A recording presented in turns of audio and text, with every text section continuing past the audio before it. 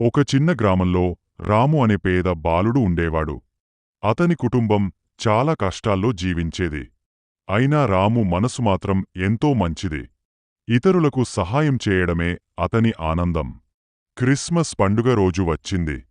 గ్రామం అంతా దీపాలతో, నక్షత్రాలతో అలంకరించబడింది. చర్చిలో గంటలు మోగుతుండగా పిల్లలందరూ కొత్త బట్టలతో సంతోషంగా తిరుగుతున్నారు.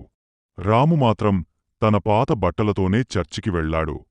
చర్చిలో పాద్రి ఇలా చెప్పారు: ఈరోజు యేసు ప్రభువు ప్రేమ, త్యాగం మనకు నేర్పిన రోజు. చర్చిలో నుంచి వస్తుండగా రాము ఒక వృద్ధుడిని చూశాడు. అతనికి తిండి లేక ఆకలితో ఉన్నాడు. రాము తన దగ్గర ఉన్న చిన్న బ్రెడ్ ముక్కను అతనికి ఇచ్చాడు. ఆ వృద్ధుడు చిరునవ్వుతో ఆశీర్వదించాడు. అదే రాత్రి గ్రామంలో ఒక అద్భుతం జరిగింది. గ్రామస్తులందరి మనసుల్లో దయ, ప్రేమ వెల్లివిరిశాయి. వారు కలిసి రాము కుటుంబానికి ఆహారం, బట్టలు ఇచ్చారు. రాము ఆనందంతో కన్నీళ్లు పెట్టుకున్నాడు.